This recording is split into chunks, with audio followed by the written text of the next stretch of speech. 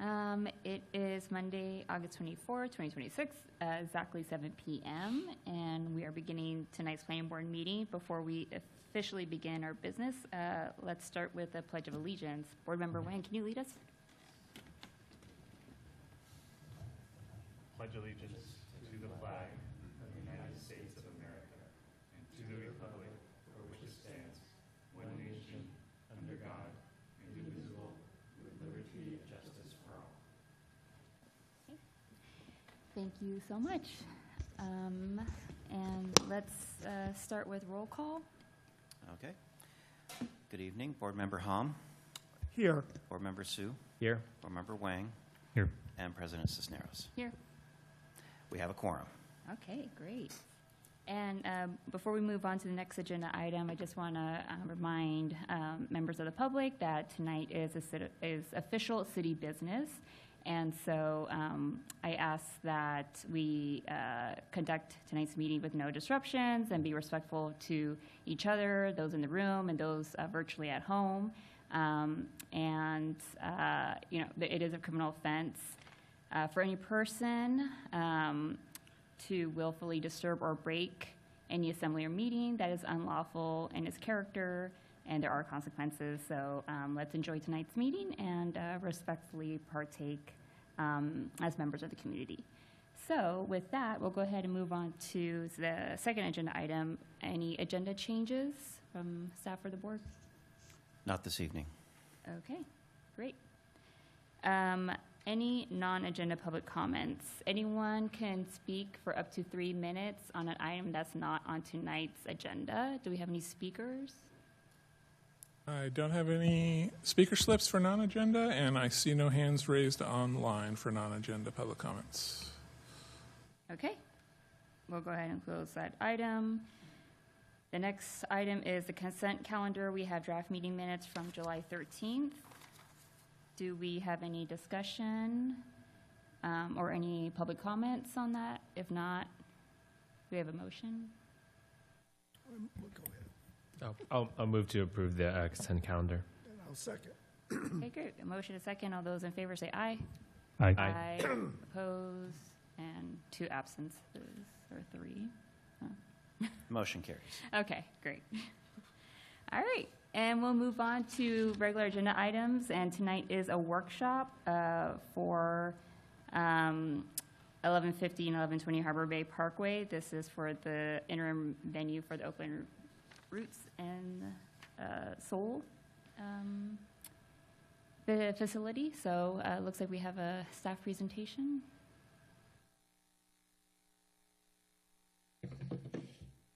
Good evening, President Cisneros and members of the Planning Board. Brian McGuire, Planner 3, here to introduce item 5A, our second workshop on the Oakland Roots and Soul SC's proposal to host professional soccer matches at their existing headquarters and training facility next to the Oakland Airport in the Harbor Bay Business Park.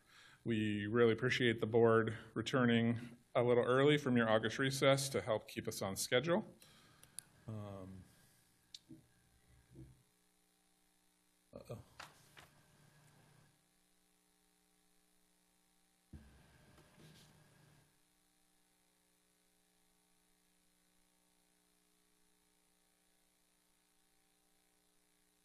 Sorry about that.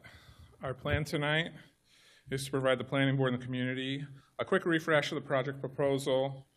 We're going to provide some updates on the project and process since you first heard about the plans in your June workshop. The project team has been hard at work completing a number of technical studies and reports to help inform any eventual decision. Tonight is just a workshop, no decision being made. Tonight's really about giving you and the community a chance to start digesting what are some large, dense documents and continue to gather feedback on those documents as well as the overall project. So apologize now, but we might have to, we're going to be nerding out a little bit. Just a quick reorientation, 1150 and 1220 Harbor Bay Parkway, home, were the former home of the Oakland Raiders and current home of the Oakland Roots and Soul. their headquarters and training facility. It's at the southeastern tip of Bay Farm Island, next to the airport and the business park. The Roots are requesting to install modular grandstands for a little over 7,600 fans, plus some field level seating for a max attendance of 8,000 people. They would bring in food vendors, merchandise booths, and temporary restroom facilities and other amenities for match days. The Roots would play up to 24 professional soccer matches per year with up to 8,000 fans. The games would be primarily on Saturdays and some Wednesday evenings. Between the Seoul matches, that's the women's team, and other games, they plan for about a dozen other matches with 3,000 or fewer attendees. This will not be a concert venue, and given the proximity to the airport, among other reasons, fireworks and drone shows would not be permitted at the site as part of the use. We wanted you and the community to have as much time as possible with these fairly thick and technical reports before seeking any eventual board action. Chief among the exhibits in your staff report tonight is the draft environmental checklist. The checklist explains our basis for the streamlining approach that we're planning to take under CEQA and provides a detailed evaluation of the project's environmental effects. ESA is the primary CEQA consultant on the project and prepared the checklist. We'll be hearing later from Chris Dugan, ESA's sound expert, to break down the noise analysis. We also have Luke Evans available, both remotely, from ESA if there are any other questions on the CEQA checklist.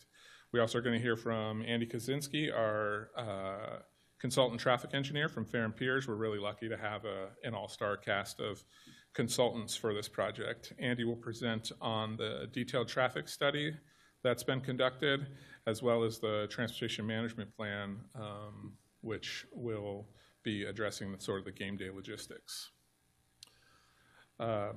We've had a busy summer working through the proposal and preparing all the necessary studies. You met back in June.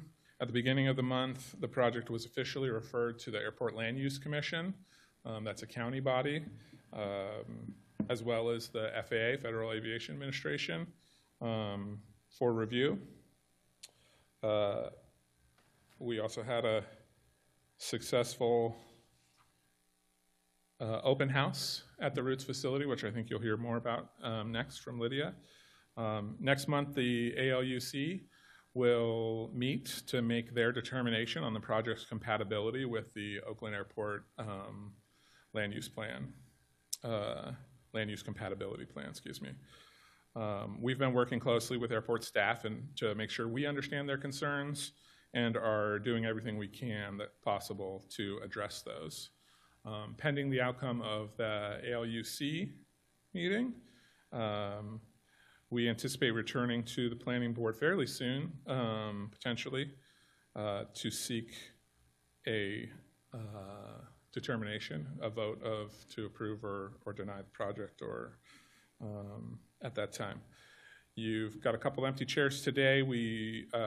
Next week at the city council meeting, we expect the council the 2 new planning board members to be nominated, so they would be confirmed and seated in time for any eventual vote on this item. So we'll make sure that they're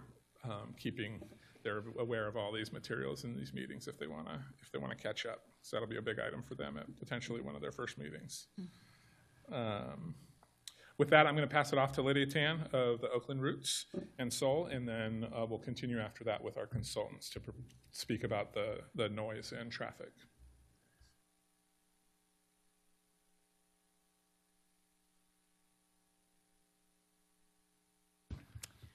Good evening, President Cisneros and members of the board. Thank you very much for taking time out of August to be with us today. I am Lydia Tan. I'm Chief Real Estate Officer of the Oakland Roots and Soul. Also with me is Lindsay Behrens, who's president of the club, so if there's any operational team type questions that come up, she's available to answer those questions. Just really quickly, I'll go over some slides that we had presented last time around.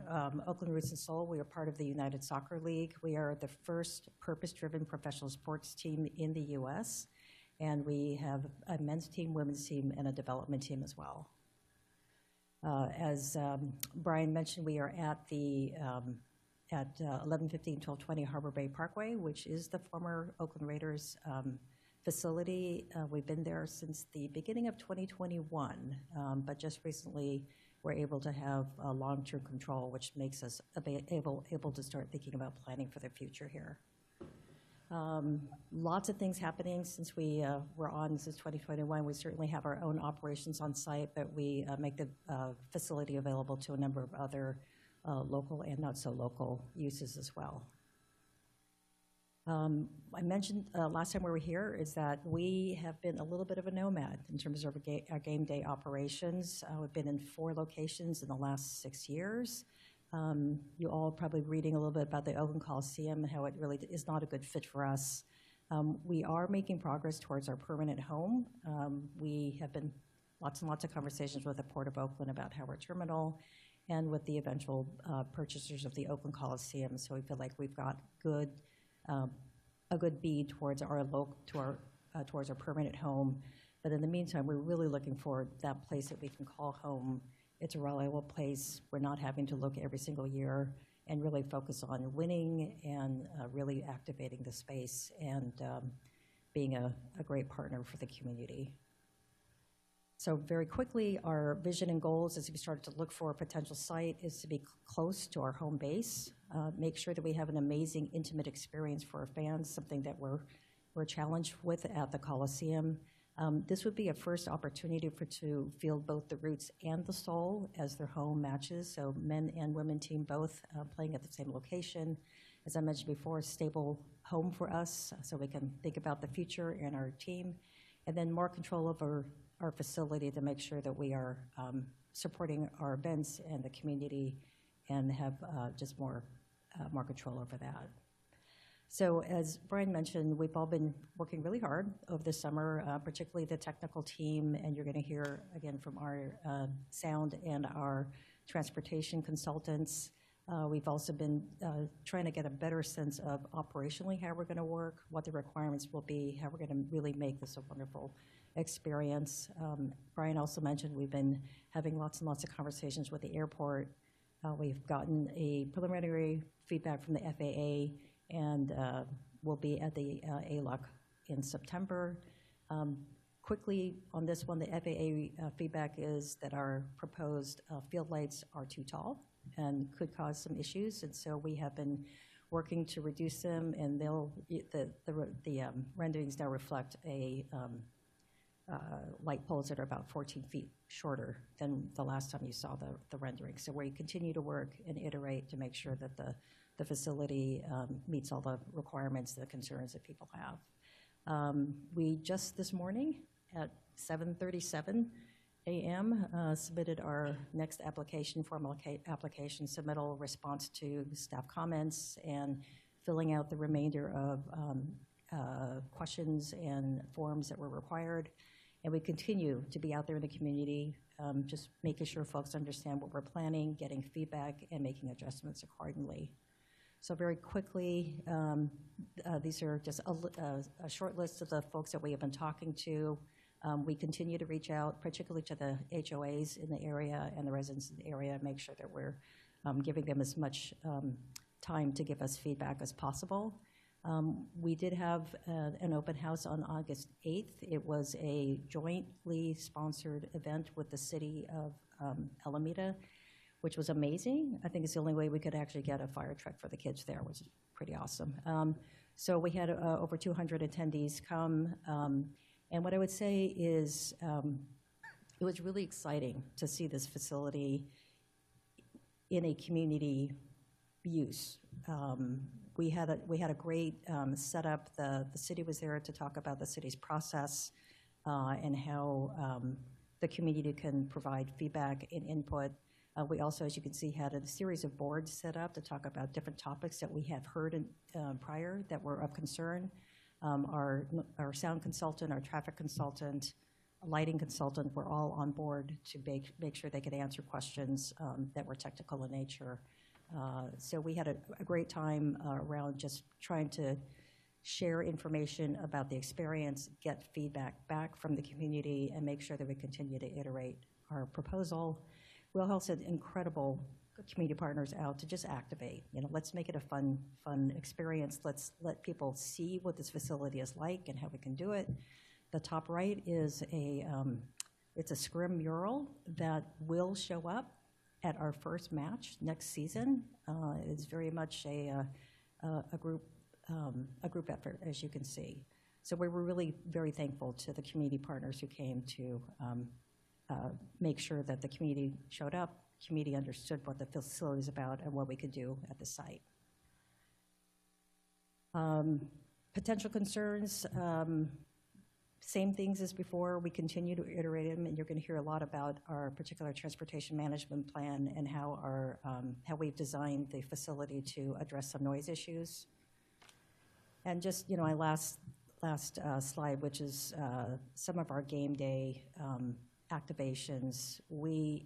It's funny, I get to look through lots of photos around our matches, and I get super excited when I just see how much engagement there is with the kids, with the local communities, with our local artists. And we're just really looking forward to bringing something like this to the facility down at Harbor Bay Parkway. So with that, I think we move on to sound, is that right? Okay. Yeah, Chris, you should be able to unmute and speak. Introduce yourself. Yes, thank you, Brian. I can unmute. I am getting a video error message, so I do apologize for that. But am I coming through on audio? Yeah, we can hear you loud and clear. Okay, great. Maybe it's fitting since I'm the sound consultant. Good evening. It's my pleasure to be before the board this evening. My name is Chris Dugan. I'm a principal acoustic and air quality consultant with Environmental Science Associates. And I think obviously when you have a project involving the potential for temporary and intermittent increases in ambient noise, it's important to talk about it. In working with the Roots, we not only wanted to share and disclose information and assumptions with the local community, but we need a study to comply with CEQA. And Brian, we can move to the next slide, please. And that's what the sound assessment that I've been working on does. It answers the question, would the project expose people to noise in excess of local standards? To answer that question, we developed and ran a model that estimates sound at dozens of residential, hotel, and commercial receptors. And then we took those estimates and we compared them against the city's objective noise standards. And I think the key word is objective.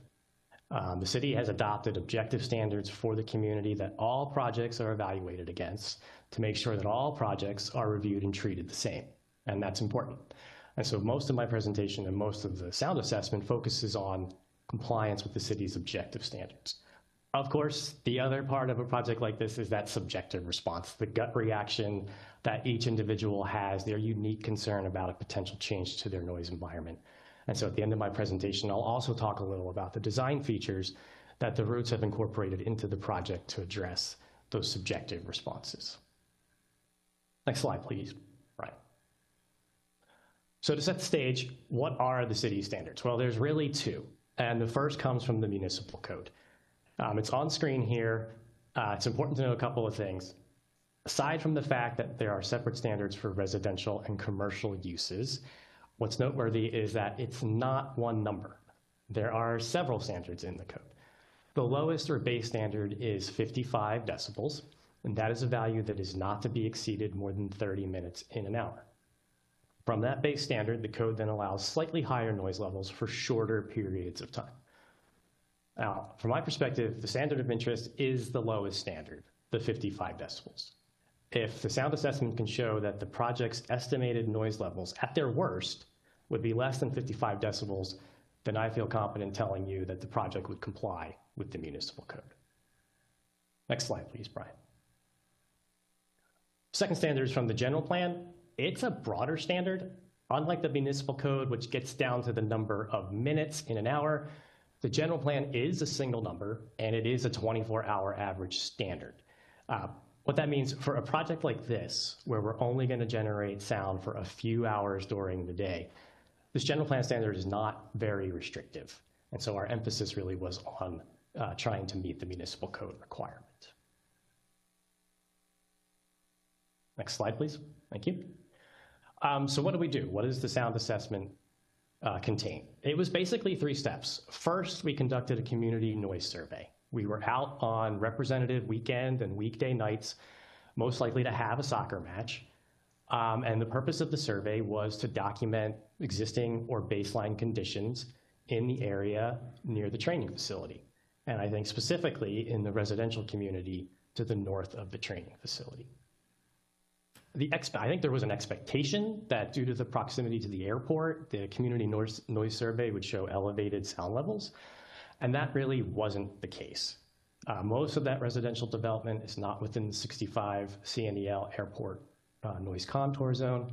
And while takeoffs and landings did increase noise levels periodically, intermittently, the overall noise environment was actually relatively low. For example, it was usually less than 60 CNEL or 60 LDN, which in general plan parlance would mean that it's a normally acceptable noise environment for the residential community. Next slide, please. Second, we worked with the routes to identify and understand what the sources of noise would be at a soccer match. And once we understood those sources, we not only reviewed manufacturer specifications and published information on how loud those sources can be, but we took empirical measurements at an actual match, including specific measurements for speakers, drummers, and spectators. Now, while the empirical measurements were very helpful, this also led to a choice. In some cases, we had information that said spectators can generate a noise level of 80 decibels, for example, whereas we may have measured something lower, like 75 decibels. Where we had that choice, we applied the higher of the information available to us. So we conservatively chose to apply the highest sound level information we could for the project's noise sources. Next slide, please. Thank you. Third, we took this information and we developed a 3-dimensional model. That model incorporates project-specific information like the location and height of sound sources, the location of buildings surrounding the venue. It accounts for shielding of sound waves by the existing buildings, also accounts for reflection of sound waves off the buildings in 2 specific receptor locations. The model also allows us to account for differences in conditions. So for example, when we were out on July 11th at the Roots match, unfortunately there were not 8,000 spectators at that match, but from my perspective, that's not a limitation. The model allows us to take information for a known amount of spectators and then scale it up to the proposed venue's capacity of about 8,000 spectators. The model, we put this information into the model, and it churns out sound level estimates at specific points or receptors that we've identified. So for example, the sound assessment has a receptor at each of the residents closest to the venue. And then it also produces noise contour maps, which are like a topographic map, except instead of elevations, it's decibels. And this is akin to the noise contour map that you usually would see for an airport. Next slide, please. So with any model result, we get a healthy dose of, yeah, but it's a model. And as I mentioned, we want to disclose and share information and assumptions. So a couple of key assumptions that I think are important to highlight before we go over the results in a minute. First, the model we've prepared, it assumes all sources generate the maximum noise they can at the same time. So to be blunt, the model assumes spectators are cheering, drummers are drumming, and the speakers are blaring as loud as they can. So it's a pretty conservative approach in that regard because obviously sound levels would ebb and flow over the course of the game. The model assumes all sources are as loud as they can consistently throughout the whole game. On speakers, we modeled speakers assuming a sound level of 110 decibels. However, when we went out and took those empirical measurements, speakers never actually generated that sound level. They came in at a maximum of 109 dBA, and on average, they were 7 decibels lower. So again, another conservative assumption in the model. And finally, the noise report was completed in mid-July. At the time the report was completed, the proposed stands were between 30 and 32 feet in height.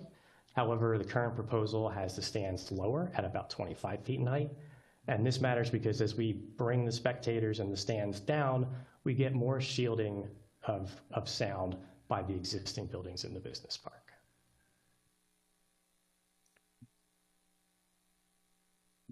Okay, so to the results. On screen is an excerpt of the noise contour map that was generated by the noise model. It's similar to a temperature scale. Reds would indicate higher noise levels, blues would indicate lower noise levels, yellows and greens sort of in between. I've mentioned a lot about the shielding that the existing business park buildings provide. Unfortunately, as you can see from the contour map, and I've highlighted that with the directional arrow in the map, there is a direct line of sight from the facility to the residential neighborhood to the north of the venue. And for that reason, our maximum impact is occurring, not surprisingly, at the residence that is located the closest to the training facility. At that residence, model is estimating a noise level of 54.5 decibels. That is an exterior sound standard, and it's a prediction that is less than that base, that lowest 55 dBA standard that I started my presentation with. So while we're meeting the municipal code standard, I can't say that the project won't be audible. Even a noise level of 54.5, which complies with the standard, could still be 2 to 4 decibels above the existing noise level that we measured. I mentioned it was a relatively quiet ambient noise environment. That's on an hourly basis. On a daily noise exposure basis, looking at how does the 24-hour noise environment change, it's pretty negligible. It's less than 1 decibel, so really no change. I've been talking a lot about focusing on the residential receptors. The sound assessment also considers commercial and hotel receptors, and we do not exceed the standards there either. Next slide. So from the objective to the subjective, it's important to highlight some of the design features that the Roots have incorporated into the project that really contribute to that estimated noise level of about 54.5 decibels. First, most of the project sound sources are oriented away from residential receptors. So for example, there are 7 speakers included in the model. 6 of them are pointed to the airport. Only 1 of them is pointing towards the residential neighborhood in general. Second, on those speakers, speaker sound is controlled, and it's really focused on the spectators. The speakers are not aiming up into the air for sound to travel over buildings. They're really focused on the spectators themselves. Third, very importantly, the closest receptor is at least 1,100 feet from any specific sound source. And most receptors in the residential neighborhood are at least 1/4 mile away from all of the project's sound sources. So this is a long distance, a lot of way for a sound wave to travel to get to the residential neighborhood, provides for a lot of attenuation and loss of sound energy. As I mentioned, the business park buildings also serve to either fully or partially block most of the project's sound sources. And I would conclude with saying that this is not the first project that we've done of this type of project. The results of our model are very consistent with previous noise measurements we've made of other soccer facilities with similar type stadiums. So that's encouraging. It allows us to feel good and have confidence in the model results. So with that, I'll conclude my presentation. I'll turn it over to Andy, and of course, I'll be available for questions at the conclusion of presentations. Thank you.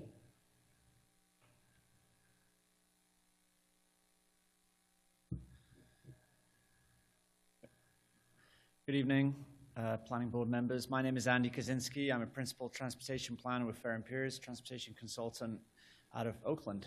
And I'll be talking you through some of the details of our transportation plan for the venue, and I'll finish with a note on the CEQA analysis for transportation.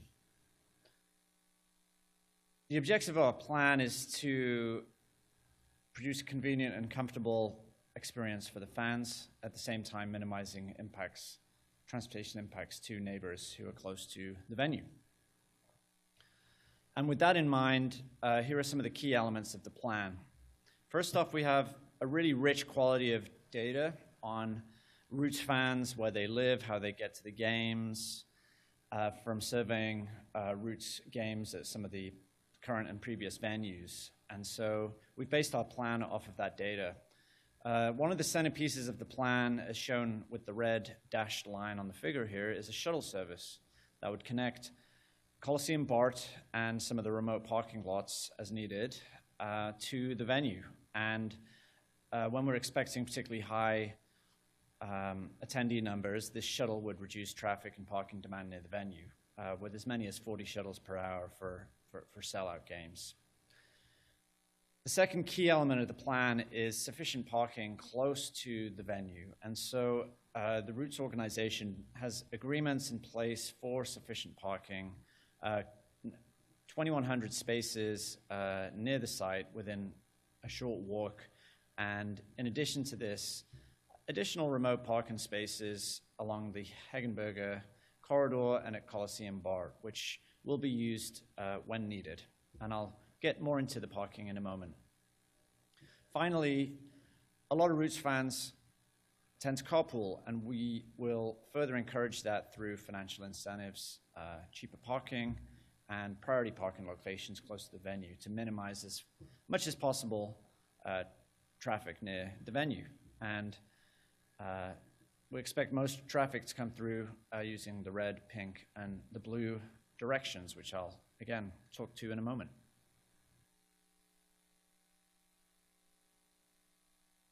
Most attendees will arrive via automobile, mainly carpool, but quite a lot of drive alone as well. So around 90% we expect to do that, with smaller proportions arriving via Uber and Lyft and taxis, around 5%.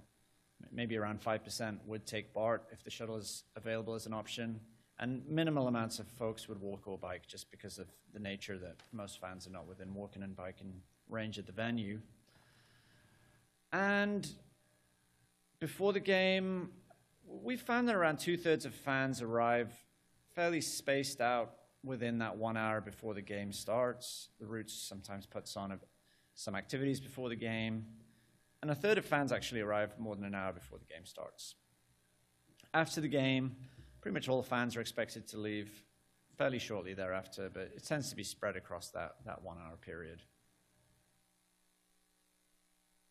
And table 2 shows that on average, between 2 and 3 people per vehicle is the typical we'd expect at the Roots game. So a deeper dive into parking, and what this chart shows that depending on the type of event, the parking demand fluctuates. And so the green line shows that there's 2,100 parking spaces available within walking distance of the venue. And we expect the least amount of parking demand for, let's say, a 5,000 person event on a Saturday. There tends to be more folks driving alone on a Wednesday, probably because they're coming straight from their job, I would imagine. So in that situation, the demand does slightly exceed the supply, and so 250 remote parking spaces are required. And then for a sellout on a Saturday, 740 remote spaces required, and then for a sellout on a Wednesday, which would be the rarest occasion, as most events are planned for the Saturday, would require the most remote parking at 1,530.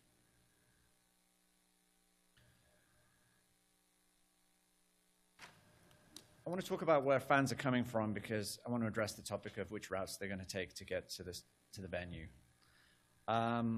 This figure shows different colored lines that indicate different directions of travel that we would expect attendees to take. I'll start with the yellow line, which is fans that actually live in Alameda, of which there's about 6% of Roots fans, and 1%, one of those 6 actually live on Bay Farm Island itself. So it's a relatively low proportion of traffic that starts on the island or within the city of Alameda. Then the purple, blue, and pink directions indicate there may be some traffic coming from the north, and the majority of fans are coming to and from the north. Some of those, if we were not to implement the transportation plan that I'm going to step through in detail, we may expect that Some of those, maybe 18%, would come through Alameda. However, the majority would continue down 880 and Hagenberger because that's actually a quicker way to get to the venue. And we expect Google Maps and all the other apps will largely direct folks on Hagenberger anyway. And then there's some traffic coming more from the east and the south, blue and red, and again, expecting those folks to take Hagenberger or 95th.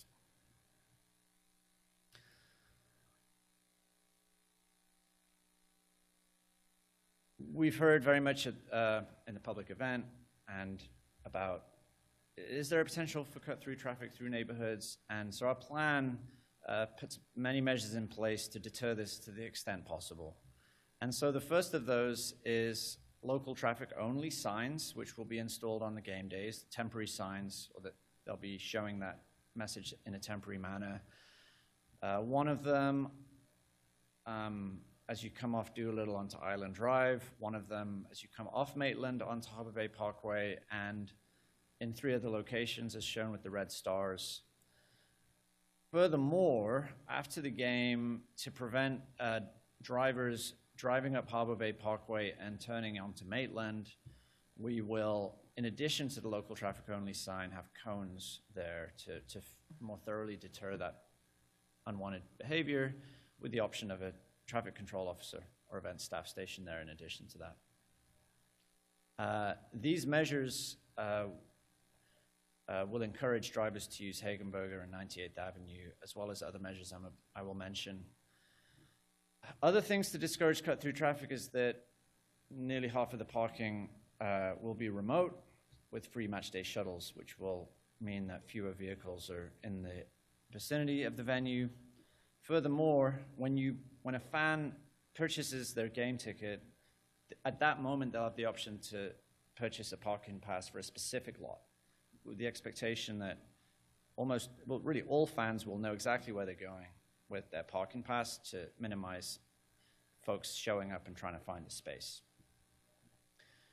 The routes are avoiding lots that are adjacent to the neighborhoods. And then finally, we will be staffing all of the lots with parking attendants and security personnel to really make sure that the lot usage is clean and orderly.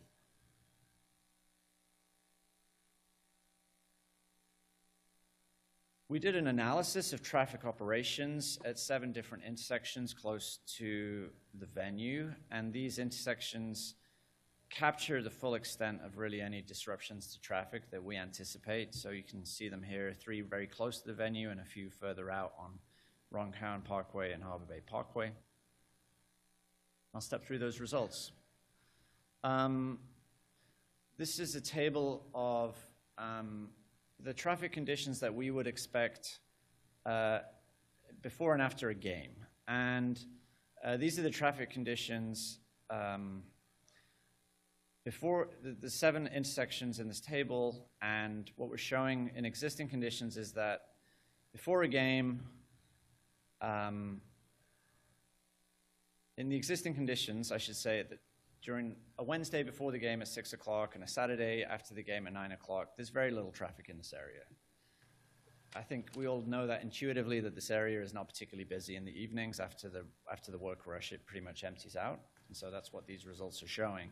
So in many ways, that makes this, a relatively good location for a venue. On the right hand of this table is when we're loading on our game day traffic to those conditions. And we're finding that for that 1 hour before the game, and we're showing a Wednesday here, but Saturday would have very similar results, the traffic congestion worsens a little bit. For those familiar with level of service letter grades, C is as bad as it gets, which means minimal delay, really. So that's because fans are spread out across more than an hour, and so there isn't really much in the way of traffic conditions. After the game, it's a different story because everyone wants to leave pretty much at the same time. So that's when we're expecting there to be quite a lot more congestion. And so there are 2 locations where that really takes hold. The first is immediately next to the venue at South Loop Road and Harbor Bay Parkway, where it's level service F, which essentially means heavily congested, more demand than supply, and then at Ronkonkoma and Harbor Bay Parkway, where it's E, which means there's drivers going to experience quite a lot of delays, but the intersection is large enough to to really process those vehicles.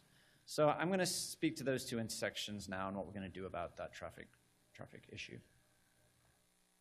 This is a map of the venue area, and so what it's showing is in orange the project site.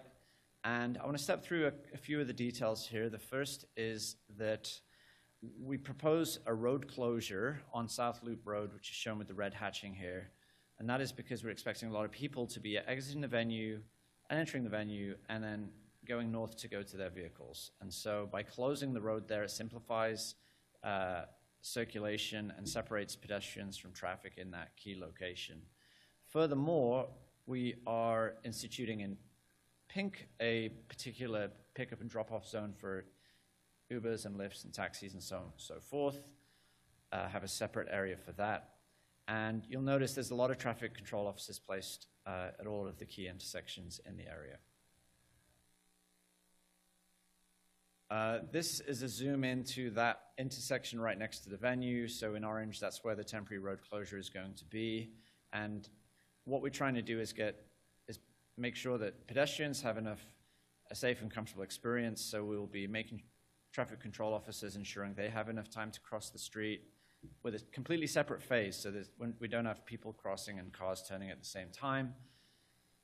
And then we will have the traffic control officers posted so that the B Street can empty, 2 lanes can empty at a time, which is going to really increase the traffic flow through this intersection and get people out of here as quickly as is possible.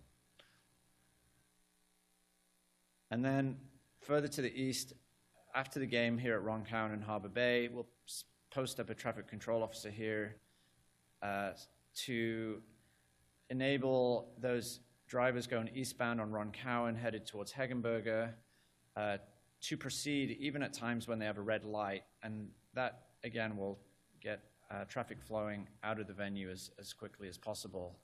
And we'll encourage people to take Ronkonkoma and encourage people to take Hegenberger and not cut through the island of Alameda to go to and from the north.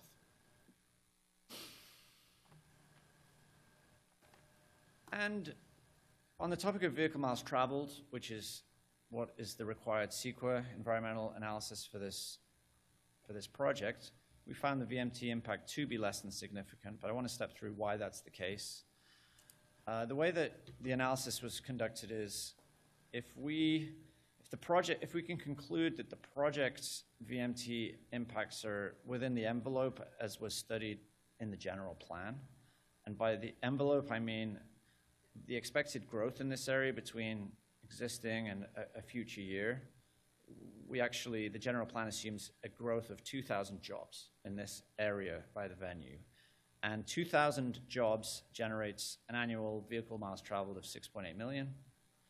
Our project would generate an annual vehicle miles traveled of 3.1 million, which is well within the budget that the general plan cleared for this particular area. So that leads us to conclude that the environmental impact of vehicle miles traveled is within that envelope and it's less than significant. So CEQA does not require any mitigation measures for vehicle miles traveled.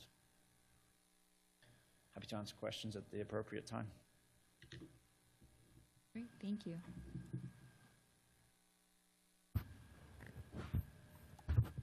All right, thanks for sticking with us. We're ready to answer any questions and hear any public comments. I'll ask members of the public, if you're on Zoom and you're going to want to speak on this, please raise your hand now so we can get an accurate count. We may we may be triggering the sort of 2-minute per person threshold, depending on how many hands get raised.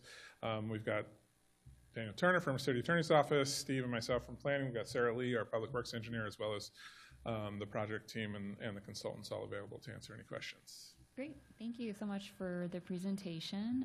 I'll bring it to the board for any clarifying questions, and as you said, open up for public comment, and then we can share our feedback for this workshop, and reminder, there's no decision being made. That'll come later, September, October time period. So, to my fellow board members, any questions for the consultants or staff? Board Member Wayne. Thank you to staff, to the applicant, and to the consultant for a very thorough presentation. I have just a couple quick questions. First question is about transportation. I think I saw in the transportation management plan that the local traffic only signs would be at least a certain subset of them would be permanent, but I think in your presentation just now you said they would be installed on game days. Could you clarify that difference a little bit? Yeah. It may be that the signs are permanent insofar as they are erected and then, covered unless it's a game day. So the message will be displayed temporarily, so it has the maximum impact on the game day, but otherwise it would be covered. And the alternative is that the signs themselves are temporary. That will be figured out later in the process. Okay. Generally, the intent is that they're active only on game days. Absolutely. Okay, understood. Okay. That was it. Thank you. Question to staff then. I wonder if you could tell us a little more on what's going on with the Airport Land Use Commission.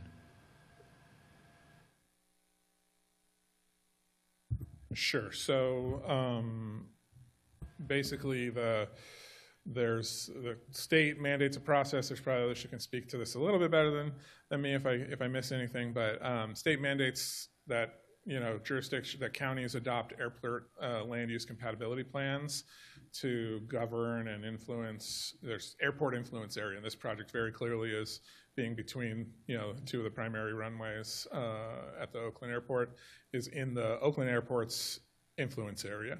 And there's sort of guidelines from the state, and then there's a Oakland Airport specific land use plan, compatibility plan that this project needs to get weighed against, and there's certain standards that are adopted and guidelines. And so the Airport Land Use Commission is a mix of representatives throughout the county, and they meet infrequently for projects like this, and they judge the project against that criteria. We have referred the project to county staff who are reviewing it against the guidelines.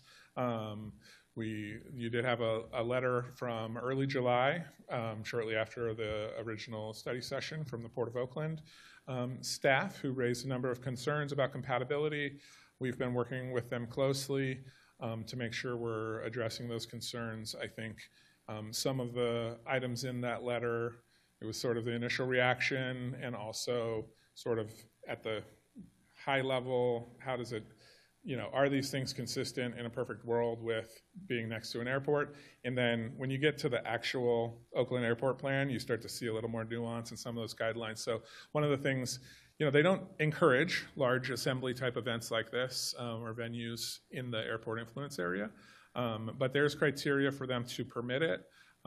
Basically, if you can demonstrate that there's not another viable alternative, and I think you heard Lydia speak of the sort of nomad existence of the routes over the last 6 years. So we think there's a pretty good case to be made for why this is a reasonable location, and that they sort of met that justification. There's some other things that they're looking at, like where are the lights going to be? How are they going to be pointed? These are modern LED lights, so we're fairly confident that they're going to, whether it's for our own dark skies ordinance at the city level or the airport and the air traffic controllers and the pilots, to make sure that it's going to be compatible and it's not going to create any hazards for things like that. Obviously, we heard about the FAA review. That's sort of a technical airspace review which is resulting in preliminarily a little bit lowering of the lights. So we're working through those questions with the port. They are obviously a key stakeholder key partner for the city, key member of the Airport Land Use Commission themselves. They sit on that body, and it's their airport, so they're going to have a lot to say. And so if and when we come back to you, assuming successful resolution with the ALUC, we'll be working closely with them when it comes time to craft appropriate conditions of approval to make sure we make sure that the venue is a good neighbor for the airport. Does that answer? That's super helpful. Thank you. Okay. Thank you. Board Member Hom? Yeah, thank you for the presentations, very informative. I have specific questions on the various, traffic, parking, lighting, and noise, but I have some general questions first, if I may, and maybe I'll ask these before we have the public comments, and I could follow up with my more technical questions after public comments. But one of the things I was trying to clarify is the maximum capacity, which is 8,000. So it appears that the environmental analysis assumes the highest capacity, 8,000, probably like a sellout crowd and all of that, which is good because that's a conservative approach. But then when I was looking at some of the plans, like the seating capacity in the plans, which showed like 6,700 seats, and then the parking analysis, which then shows 6,000 seats. Could you clarify what is the actual capacity? If the stands do not seat up to 8,000, where's the additional capacity? The people said, employees or what? Because I'm a little confused with the actual capacity. Absolutely. Happy to try to answer this, and if perhaps Lydia has anything to add. The sort of fine-grained details of the plans, the big picture is seats on three sides of the field, sort of top, bottom, and left in this image. The specific heights and the specific capacity has been refined a little bit. This is the latest version. This packet went out as we were completing our review of the previous submittal. We've got a lot of parallel processes going on here where you guys are experiencing it at the same time staff is. This is the latest version, so the stand capacity is showing 7,639, and then they essentially have 361. I think that large party is field seating, as well as, in that right side, basically under some like tents, 10 by 10 tents and whatnot, there would be some field level seating sort of that aren't part of the bleachers. But overall, total tickets sold or tickets issued, 8,000 attendance is the project that we've been studying. How it's configured, it's a little nipping and tucking here and there, but we're sticking with 8,000. Okay. If you look at their numbers and expectations, sort of at what their history is and the average, right? They've said they have a few sort of what I think Lindsay's called these like the tentpole games a year, where the opening day, when they play Sacramento, et cetera, where they might expect the sellouts. Typically, I think, it's not uncommon for them to have 4,000 or 5,000 at a match. So we're obviously, from a CEQA standpoint, we study the maximum impact, and from what do we anticipate in reality, we sort of account for both of those. Yeah, so thank you, and that's good, because you're assuming the kind of like the worst case scenario, or for the routes, the best case scenario, right. I suppose. The other question I have is really from a processing standpoint. You've mentioned the ALUC, Alameda Land Use Commission, review that's needed, as well as FAA. What level of approval or sign-off will be required before this comes to the board? I know you're going to be probably having conditional approval that provides more detail, but will we actually get some at least conceptual or initial approval from both agencies? And then the second part question is, based on their comments, will the environmental review be adjusted based on, like, for instance, you're lowering the lights, which is probably a positive thing for residences, 15 feet or whatever it is? Yeah, absolutely. So the way that we're anticipating it, there's sort of the ALUC, which is sort of reviewing the land use, the compatibility of the use. In that process, we have to have a determination on land use compatibility before the planning board can act. Like, our general plan requires it. It's part of the mitigations. Probably, city attorney could explain the history, and probably we've got a settlement agreement for, with the airport from many years ago, and so we have to have that determination. There is a process for the city council if for some reason, we're not expecting this or planning for this, for where the city council could essentially make that determination or overrule a not favorable determination from the ALUC. We're, not anticipating going that route, but essentially before this board can approve a project, an entitlement, we have to have that determination made from the ALUC, or worst case scenario, if the city council wanted to consider overriding a negative ruling. But obviously, if, they may make a decision. I haven't been to an ALUC meeting, but they could make some recommendations or say that their sort of determination is conditioned on, similar to you make conditions of approval. The FAA review is more, as I understand it, more of a technical exercise.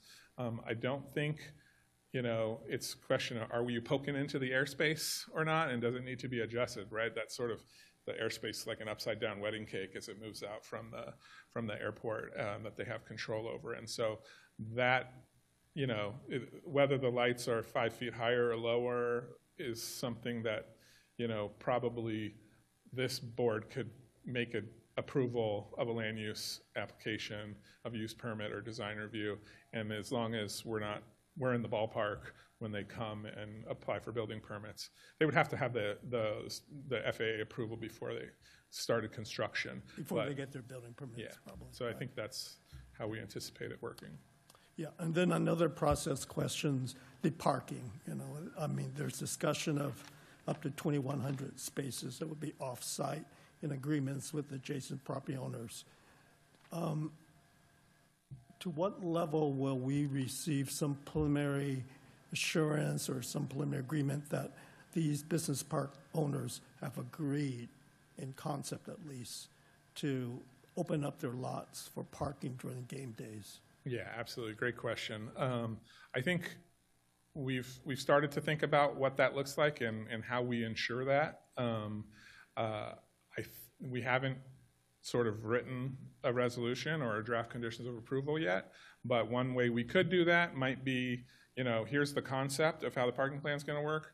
Once they get approval, a condition of approval might say, before you get a certificate of occupancy or before your first match, you need to provide staff with signed agreements showing, X number of spaces within X, Y minutes walking distance of the facility before you can start to operate games. So we can, I think one way to do that would potentially be through a condition of approval where we say, you need to have, they might have some parking on site over in the sort of end of their lot for employees, and then an additional 2,000 or whatever that number is going to be, parking spaces in the business park identified that will be available for your matches before you can proceed. Be like before you get a building permit or occupancy or something like that. Yeah, I think occupancy, we'll have to discuss what the trigger is. It would be beneficial for us to see where they stand with the negotiations, because I know some of the property owners might have some concern about liability and insurance when you bring this item to us. I don't expect signed, fully executed agreements. And then my final question is a clarification regarding the CEQA consultants. I see that the checklist the memo was addressed to the city, so I'm assuming the city is the client, ESA. However, ESA's, the memo regarding the noise analysis was to the roots. So I'm a little confused who's the actual client. Looks like the technical studies is it correct, was done through Oakland Roots, asked the client, and they submitted it to the city, and then the city prepared the final report, even though ESA kind of like serving both parties. But so if it turns out the Roots did submit these technical studies for environmental analysis, has staff reviewed these studies, peer reviewed them, and are the versions that we see incorporate staff comments? Yes, so and we've done this a number of times. Essentially, the way the relationship works is they are, ESA and Fair and Peers are invoicing the Roots, but their scope of work and their direction they're taking direction on the CEQA checklist from staff on what to include and incorporating our comments. So yes, what you see today reflects, our input on what the scope of work should be. We've obviously worked, hand in hand with the consultant and the applicant to make sure we're addressing everything that needs to be included in that checklist. But they essentially, the bill goes to them, but they do what we tell them. Yeah. If that makes sense. And I know ESA at Fair and Fair is a very reliable professional firm, so I have no question about their objectivity.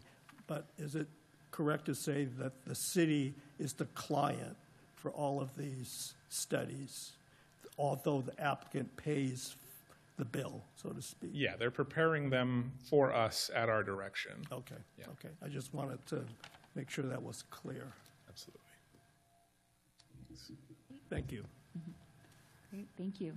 Board Member Sue? Thank you for the presentation. Very helpful information.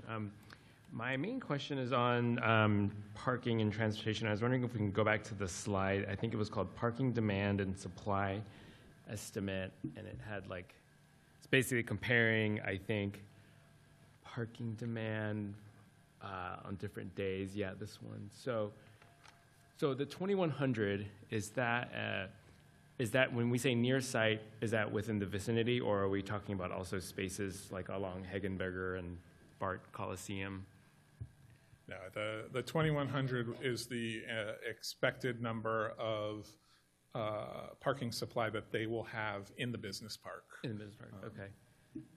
So Saturday. So even when we're looking at a Saturday, if you've got, is that 8,000? Yeah, it's Okay. it Yeah, loses the the zero. resolution a little here. Okay, but yeah. The 740, that means you're going to need, based on, assuming you've got 8,000 people coming, then you need 740 parking spaces off-site, so that's, BART or Coliseum. Okay, this is helpful. So the follow-up question I had is, I think further down in this deck, there was a comment saying that nearly half of the parking will be remote with service by a shuttle. So I believe that was further down. Because I think what my question is basically, if even on a Saturday you only need 740 remote spaces, but you're saying half of the parking will be met by remote, that just seems to be a discrepancy in the math. And so I wonder, Yeah, I can clarify. Yeah. And what it means is that in the event of the maximum parking demand, that bar on the right, only in that situation would maybe nearly half of the parking be remote. But the plan is that the remote parking would only be available if the tickets sold are enough to justify it. So we would fill up the 2100 first, and then only use the remote if needed above the 2100. okay. So then the requirement that nearly half the parking will be remote, as in at BART or Coliseum or Hegenberg, that's not necessarily, I guess that would only maybe be in the case if you're exceeding parking that's available.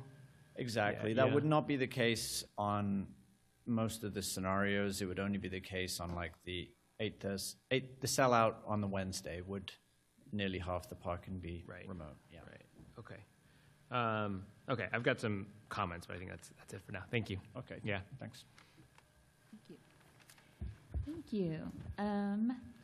And my question also related to traffic, the theme of traffic. I understand why the intersections that were analyzed.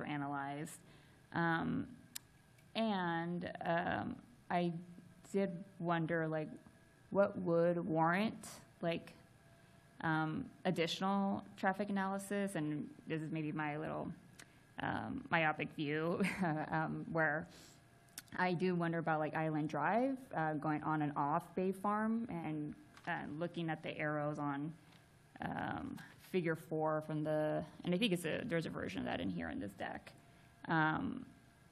It's not a huge number, but it's 18% of the traffic, whether it's coming from Fernside or other parts of Alameda or Oakland will be coming through Island Drive. So it was just, yeah, that one. Yeah, I was just wondering, I guess, like, why not do that analysis for that intersection, knowing that might be impacted? Yeah, this chart indicates that 18% of the fans could come through Alameda, and that's an absolute worst case, because with some of the measures we're proposing, we're encouraging folks to use Hegenberger, so we anticipate the number to be less. That being said, these are the numbers we use to do traffic analysis, just to present the conservative viewpoint. And what we,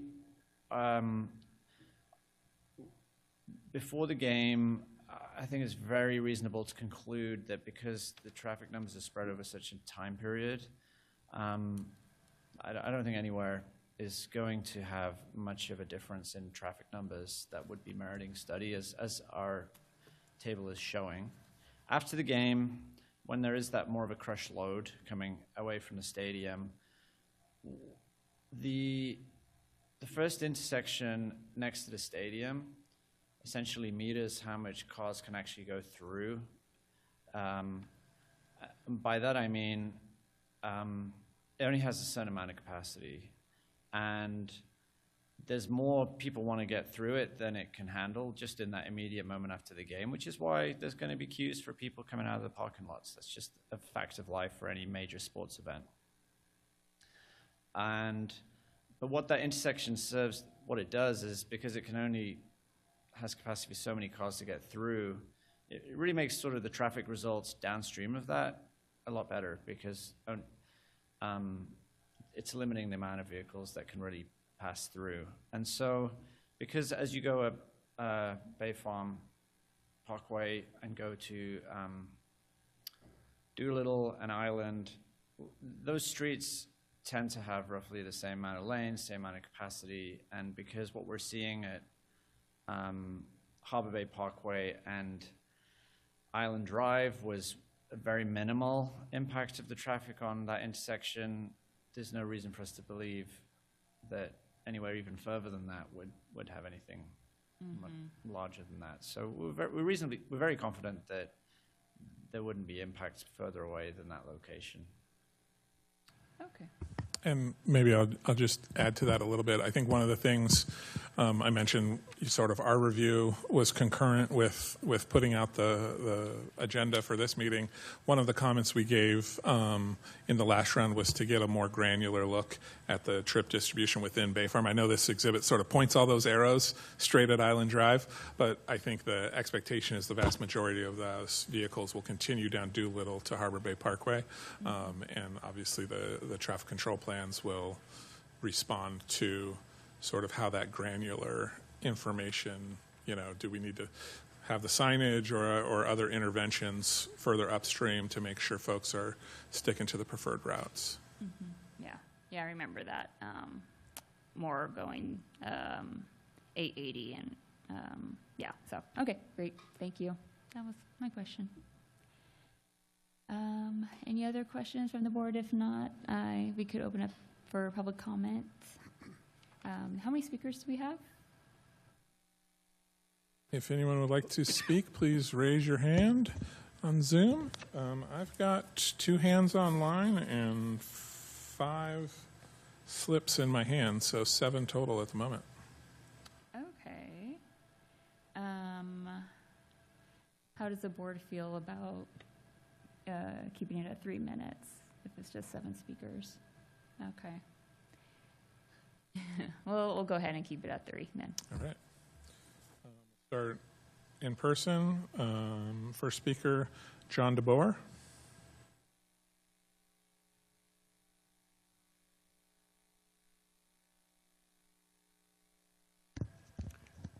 Suggestion, maybe have people queue up so that we. Yeah, that'd be great. Do After you want that, we'll to have- name the next couple? Yeah, Harry, is that Constantopoulos, and followed by Ronald Canfield after. Great suggestion, thank you.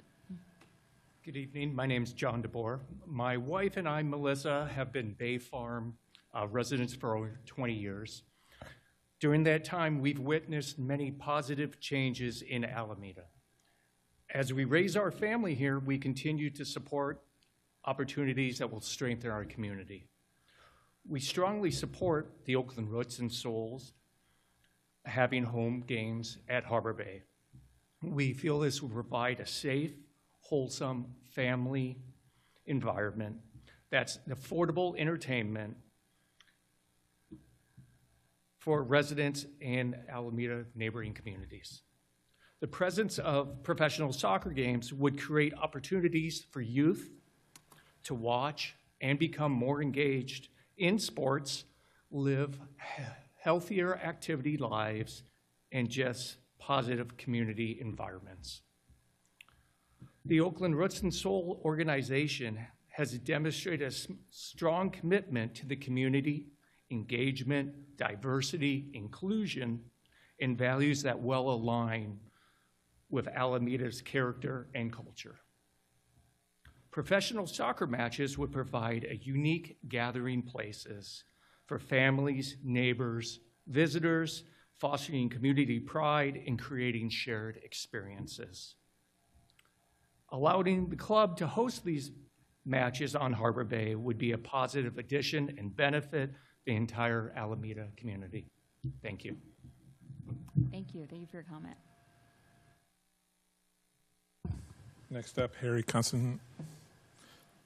Let you introduce yourself, Harry, followed by Roberto. Oh, excuse me, Ronald Canfield and Roberto Lamas after that. Hello, my name is Harry Constantopoulos, and I'm the business agent for Local 107 Stagehands, who currently supply all the labor for these wonderful folks. We love having them in Oakland. They've actually brought some life. We lost most of our sports team, as you all know. It's a shame we couldn't host them there permanently. It's a great facility.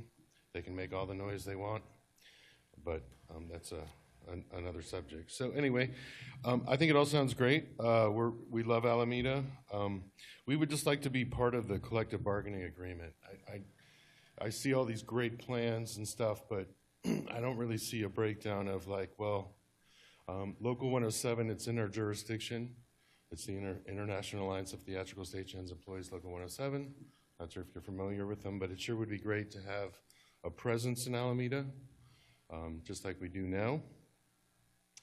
And I know there's some great things coming up. There's the Radom Theater in Alameda that's coming. I think Alameda is going to be a pretty happening place. I currently have some rental property in Alameda, and I used to live in Alameda. But I think this is a really good opportunity to host sports back again in the community, and perhaps they can grow, and maybe they can go, maybe they can build the facility over in Oakland as they talked about. I think this is a really good starting place for them, and I just wanted to come out here and thank you all for allowing another sports team to come in the area, and yeah, we're greatly appreciated. Thank you. Thank you. Your next speaker, Ronald Canfield, followed by Roberto Lamas and Kathy Weber. Well, I don't have a very good speech. I have to warn you. It's not as good as most of yours or people that have been up here prior to me. I'm a resident of Alameda on Bay Farm. I live in that direct line for the sound that was shown on the graph. I've been here for 40 years. I think it's going to change the community. I think it's an improper location for this type of a venue. I think they're great what they do, but I would like them not to do it in Harbor Bay Park. The parking that they're discussing, overflow parking, I live on the, I can see my house on your screen up there when it was up earlier. The parking that they're going to expand to looks like it would be Penumbra's parking. Penumbra has lots of facilities there, but they're on B Street. And I can look out my back door, open my bedroom door and look out the back and see Penumbra's parking lot. I can't wait till I have people at midnight straggling through, screaming and hollering, revving their engines, making all kinds of noise and disturbance. This isn't the community I moved into. And as a practice field, it was great. It was never a problem. But as a facility with 8,000 people, nighttime, daytime, we'll have a few other events, it'll turn into craziness. And I just have to speak up. If it doesn't come across real great, I have to tell you that's my feeling. And I have a lot of neighbors that aren't here, but think that I'm the dummy who's going to come out and talk. And they share a lot of the same concern. So I wish there'd be more interaction if this even looks like it's going to go forward, and I hope it doesn't. With the homeowners associations that have lots of property right there, we already buck up against a number as commercial area. That was supposed to be a office space. It turned into a factory. So a lot of things seem to morph into other things than they're originally thought to be. Thank you for your time, and thank you for your consideration and for your thoughtful questions. Thank you. Next up, Roberto Lamas, followed by Kathy Weber.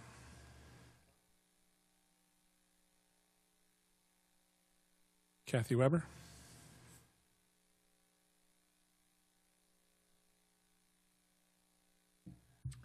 Good evening, President Cisneros, members of the Planning Board, and city staff. I'm Kathy Weber, Executive Director with Downtown Alameda Business Association, and I'm here on behalf of the 400 businesses that we represent.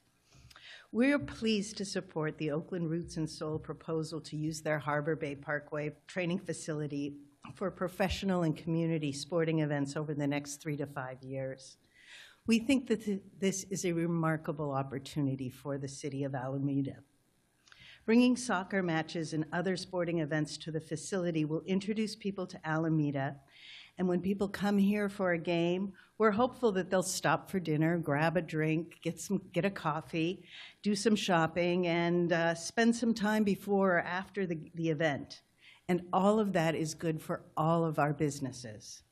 It's also a chance to introduce people to Alameda who might not otherwise have a reason to visit. Once they discover our friendly community, we're sure they want to come back and explore our restaurants, our shops, and other experiences outside of game day. While we understand that there are some noise, transportation, and traffic concerns that come along with hosting larger events, we're confident that those issues can be thoughtfully addressed through planning and coordination with the city, the team, and our community. From our perspective, this proposal checks a lot of important boxes.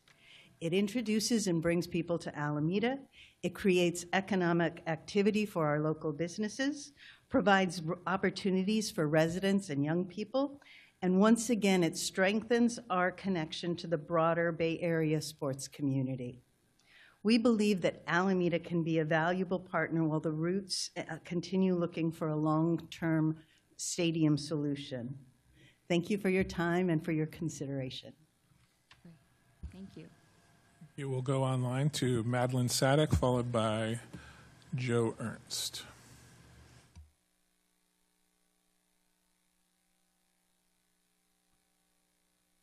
Good evening, President Cisneros and members of the Planning Board. I'm Madeline Sadek, the President and CEO of the Alameda Chamber and Economic Alliance. Earlier this month, I attended a community event, which was an open house hosted by the Oakland Roots and Soul at their facility in Harbor Bay. It was really encouraging to see so many of our local businesses, nonprofits, engage in learning more about the proposal for an interim match venue. The Alameda Chamber and Economic Alliance has a long-standing relationship with the Oakland Roots and Soul. They have been an engaging civic partner in our community, and they really have consistently made it a priority to make sure that they support and engage all our local businesses. We also commend the city staff and Oakland Roots and Soul for the work they have done studying the transportation impact on the proposal. Through really collaboration with the Harbor Bay Business Park and other stakeholders, they have really developed a transit and parking plan designed to lessen impact on its surrounding Harbor Bay community. From the Alameda Chamber prospects, really, this really presents an amazing and unique economic development opportunity for Alameda. Also knowing that the city of Alameda is not really subsidizing this project. The Oakland Roots and Soul will be making this investment and really covering all costs. So at match days, we can bring new visitors to Alameda and also additional customers to Alameda businesses, restaurants, and hotels. But there's also another community benefit that I think it's very valuable and important. A practice facility that has really, traditionally it was really close to the public, right? But it really could become now a gathering place for our community, a place to play sports, businesses, families get together and make it a community there. For all these reasons, the Alameda Chamber and Economic Alliance fully supports the Oakland Roots and Soul and this opportunity to invest in Alameda. We encourage the Planning Board to support this moving forward. Thank you so much. Thank you. And next speaker is Joe Ernst. Thank you. My name is Joe Ernst. I am a resident of Alameda. I've had the opportunity to be a developer and investor in the business park for nearly 25 years. And I'm also a member of the board of directors of the business park. Speaking here tonight on behalf of my business as a resident and the board of directors, we strongly support the Roots. I think this will be fantastic for economic development for the business park and for the city, create more opportunity for our hotels, more amenities. And, you know, I know from personal experience firsthand that the Roots are just a tremendous community partner, and they will work with the community to make this work. And this will be a tremendous benefit for the city. So I hope when this comes before you for a decision that you will approve it and to the benefit of our community. Thank you. That's the last of our speakers. Okay, great, thank you. And with that, we'll close public comment. Thank you so much to members of the public for your thoughtful feedback. I'll bring it back to the board for discussion. Would anyone like to begin? Board Member Hom? Sure, I'll begin. And my comments are now really more specific. And first of all, I want to thank you to everyone who spoke. I think certainly the concerns about the impacts of the facilities are acknowledged, and I think the studies are trying to address those. I do have some comments and questions to maybe to further, dive into the analysis to maybe try to improve the confidence level of residents that the impacts are adequately addressed. But first of all, I do acknowledge the economic benefits of such a facility for the community. So to me, it's a balancing of how can we achieve these economic impacts, but at the same time ensure that residents who live near the facility aren't adversely impacted. So with that, I have some comments. Regarding the traffic study, there seems to be, to me anyway, a disconnect between the assumptions and the analysis. For instance, if I read it correctly, like on table 4, it's assuming like about 2/3 of the attendees will be arriving by BART, which is a very high number. Hopefully that will happen. But then when I do the math and you subtract out 2/3 from the 8,000, you get down to about 2,500 attendees that will be driving or carpooling. But at the same time, there's an estimate that there's a need for 2,100 parking spaces. So I'm kind of wondering whether we're overestimating the number of parking spaces needed or overestimating the riders, the modal split of people that'll be taking BART. So I would kind of ask that be aligned or looked at again to ensure that they are consistent. The second item, and this has to do with where the traffic is coming from, I truly hope that Park Street businesses and Alameda business will benefit from the visitors that come to this facility. Having said that, it seems to suggest to me that there might be more traffic going to the game or after the game to downtown Alameda, which hopefully that will happen. So I think maybe the traffic analysis need to take into consideration the possibly visitor traffic that might choose to hopefully come to Alameda before the game and maybe afterwards if the businesses are open, like the pubs and things.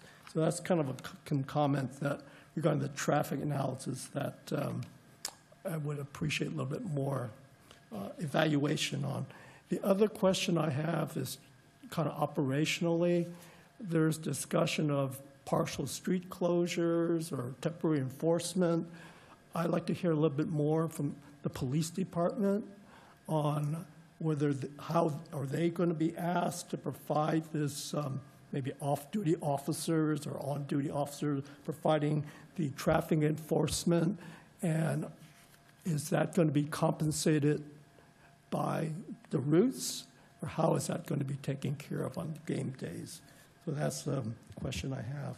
And I know that one of the comments had to do with concern about emergency routes, so it'd be good to confirm that during those peak arrival or departure periods that emergency access is maintained for ambulances and things like that that serves the neighborhood. So those are just some comments I have regarding the traffic analysis. Regarding the lighting, I think it's beneficial that FAA is requiring the lights to be lowered, but what would be beneficial to ensure that residents understand the level of impact is you might do a photo sim showing, you know, down that corridor where the gentleman in the audience can see the stadium to see, you know, how visible are these lights will be from the residents that are directly can view the stadium. I know they're going to be downward facing lights, but it'll be good just to provide a photo sim to show how much of a visual impact will be on the residents that are or that have a line of sight to the stadium. So that might be a beneficial analysis to provide. Regarding the noise analysis, I really do appreciate that the noise analysis really takes, I want to underscore, this is a very conservative approach. It assumes, you know, 110 dBA decibels throughout the entire hour, you know, of the event, and which is not really going to happen because that assumes, you know, that those peaks and valleys. But even at that point, the conclusion was that the most severe standard of 55 dBA was still being met. It would be good to also just to verify, you know, the municipal code has the other standards, and especially for, I think for the 1 minute interval or maybe the shorter interval, to confirm that those, I think that noise level was 70 decibels. It'd be good to confirm that during those peak periods that 100 decibel rating that's being used for evaluation, that still complies with those most severe standards. Because 100 decibel is 4 times louder than, say, 80, or is probably 6 times louder than 70 or something like that. So it'd be good to just complete that analysis. And maybe the noise analysis already covers that. I got to be honest, I didn't read the noise analysis in detail, but it'd be good to just substantiate that for the record. I'm just trying to make sure things are well covered. And then one thing I mentioned last time, it's not really part of the environmental assessment, but it would be good to see a solid waste plan. I know it would probably be a condition of approval, but, you know, efforts, I think we mentioned it, to really promote sustainability practices. If there could be something submitted, a proposal on how the events will be managed to maximize sustainability, solid waste, recycling practices, pickup of litter off-site that might occur as part of the game. So that I want to point that out as a comment. And let's see, did I cover everything? Yeah, I think that's my main comments. Yeah, thank you. Could I just, Board Member Hom, I think I got all your comments. The first one, you were commenting on Table 4. I just want to make sure I understand what you were concerned about. We brought it up here, too. And it could be I'm misunderstanding the analysis, you know.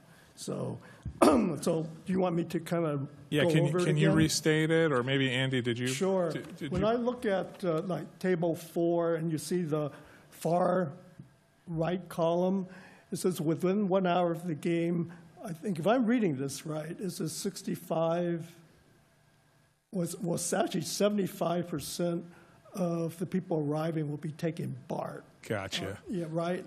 So when I say, okay, 75, subtract from 8,000 attendees, 75, or I use 65%, then you get down to like 2,400, 2,600. I think I can just stop you there. I think what that number is representing is 75% of the 5% or 6% of people that will come by BART will arrive within 1 hour. So this is the percentage of the BART pie is arriving in that hour, but it's not a percent. The 75% is not of the entire 8,000. Okay. It's only of the 6%, which would be 500 people or whatever that arrive by BART. Okay, thanks. 3/4 of them would be coming. So what are we assuming as far as the number of attendees arriving by BART and taking shuttle? 5%. Only 5%? Okay. All right. Okay. Is there a way to increase that number? I guess that seems pretty low. Like maybe offering discount on BART passes. I don't know what it is. Yeah, I mean, 5% seems pretty low to me. I would say it's hard to move the needle much higher just because when people ride transit, every time you have to transfer it to another transit system, that deters a lot of people. So I think anything much more than 5% is unrealistic, unfortunately, just given how far away it is from the station. I know how challenged it is. Yeah, that is one. I mean, okay, thanks for clarifying. I misread that table. Yeah. Okay. One other comment I might add is that I really appreciate the transportation management plan. I mean, it's a requirement of the city, but and I know they'll be regularly monitored as the games go on over the next 5 years. But it would be good for the comfort level of residents. Maybe you already do this, but to have it posted on the website, the annual reports, maybe on the Roots website or on the city's website, so for transparency, residents can have access to it. So that's just another suggestion. Okay, thanks. Great, thank you. Next, anyone else? Board Member Sue? Great. So thank you for all the public comment, and I will say I think the staff and the Oakland Roots team and consultants so far have done a solid job in analyzing this project and looking at all the issues from different angles. I will say, as a recovering CEQA attorney, I felt the noise analysis was actually particularly in-depth and well done for even for a project of this size. I think for me, my main concern, and I do live on Bay Farm near I think was it Island and McCartney. I think the main concern for me is parking. I think to date, the TDM plan is off to a good start. I would like to see ultimately, I think, just some more kind of, and I know this is very preliminary, so as you get into more kind of the detail, performance standards, I think would be helpful. I know it's obviously hard to move the needle in terms of the type of transportation people are going to take to get here, but anything I think we can do to reduce vehicle usage.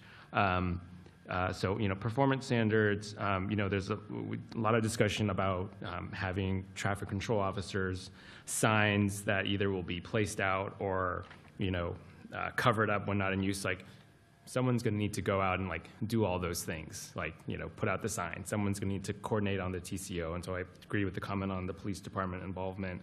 But I think having an in-depth TDM plan, and if it's a kind of even more than detailed plan of like game day, this is what things look like who's going out and putting out those signs, who is making sure traffic control officers need to, know where they need to be.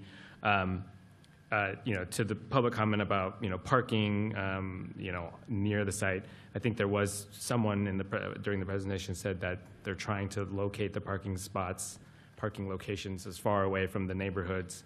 I think that's a great idea, and I would love to see in the next iteration kind of a furthering of that idea and more effort to try to locate these parking locations more just kind of closer to the soccer stadium and away from the neighborhoods. So, but those are all my comments for now. Thank you. Great, thank you. And Board Member Wang? You okay? Okay, good. All right, I think I'll just add a similar vein of thought to board member Sue. Plus one, not only more parking close to the soccer facility, but I was also wondering about encouraging the parking near the Coliseum, BART, and having those shuttles and encouraging more of that carpooling, because it sounded like from the analysis, like when we hit the max capacity, then we'll look at that strategy. And I do wonder if we want to like shift that, like let's encourage that strategy so we don't have so much cars coming in. So that's, I think, just double clicking a little bit on using less cars. And yeah, just huge thanks to my fellow board members for the great questions and comments. Many thanks to members of the public for taking the time this evening for all your insights and comments on both sides. This is a great project on different scales, and we will see how the board comes to their determination in September, and appreciate the concerns, appreciate the optimism, and all sides of everyone's perspectives. So I guess with that, does staff have any other clarifying questions for the board as we move forward with next steps? I think we got what we needed. I think if, we got some good feedback about what to make sure we're covering. I think if we wanted to go over any of those things, we could probably do some preliminary responses, or we can just make sure that some of those like things that Board Member Hahn pointed out, we will make sure we've got included in the final package and address those. But thank you for your time. Okay, great. And with that, we'll go ahead and close agenda item 5A. Thank you, everyone. And we'll move on to agenda item 6, which is staff communications. We have items A and B. Yeah, on 6A, you have in your packet an attachment that lists recent decisions over a longer period than usual because you had a bit of a recess. So we've been sending emails of those decisions as they happen so that you didn't miss anything, and then we've summarized them here.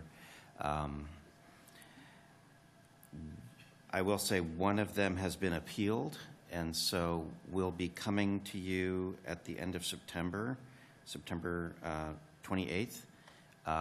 So there will be a design review appeal that will come to you, as well as possibly another hearing on this item, the Roots and Soul.